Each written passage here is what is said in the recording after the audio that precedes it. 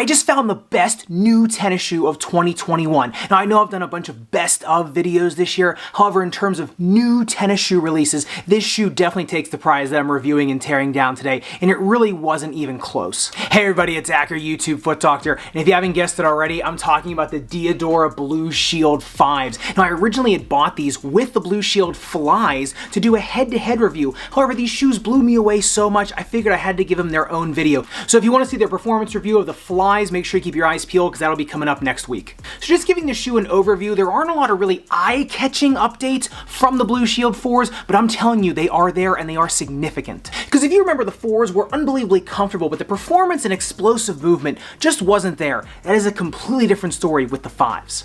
Now the uppers of the Blushield 5s are made of a stronger and lighter weave than the 4s, so they do exchange heat really efficiently, however they hold your foot in really securely and they don't allow any of that loose movement or excessive movement like maybe the Blushield 4s did.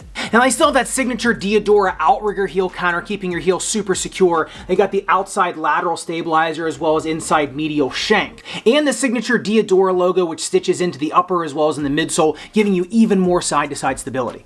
And you can see that stability evidenced here in the suicide test, that upper really just not yielding to my body weight coming down it on the turn. Plus, even though I did the suicide test after playing for an hour and 15 minutes, I still came in at sub 14.7 seconds. An upper durability test with the Dremel 10 seconds highest grit sandpaper, about 1 millimeter of damage. These actually can wear down a little bit, but the durability wrap is a triple thickness wrap, so it'll still last you quite a while.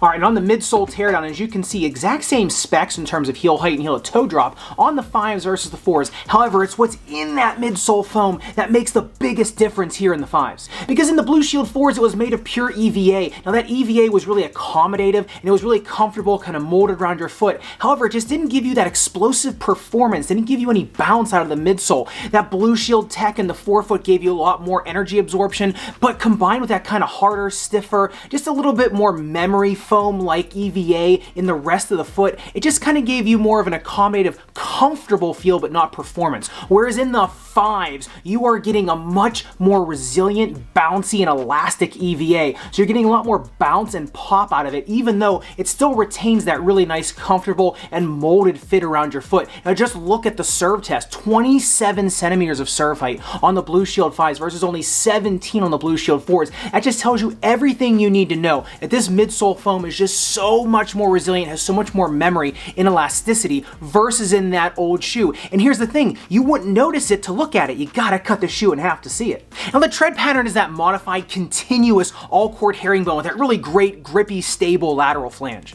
And the fact that the tread is continuous just really gives you a solid grip underfoot, because no matter what position you're in or how low you're getting for a ball, there is still going to be tread underneath your foot. And that just does worlds for giving you tactile sensation, allowing your brain to know where your foot is on the court. Outsole durability test with a Dremel 10 seconds highest grit sandpaper, not even a millimeter of damage. As you can see, the rubber is definitely a bit more rugged on the Blushields, giving more stability overall to the shoe.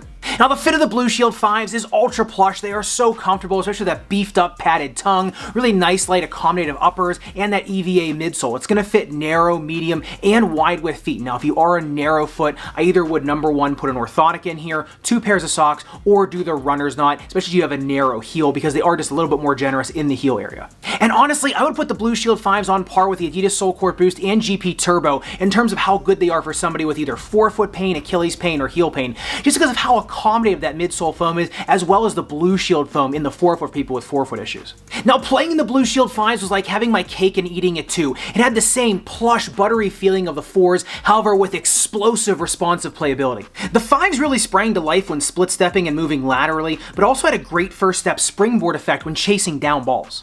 And the stability improvements were really evident when I was returning serve, when I was trying to half volley from the baseline, where I was really able to hold my ground in court position.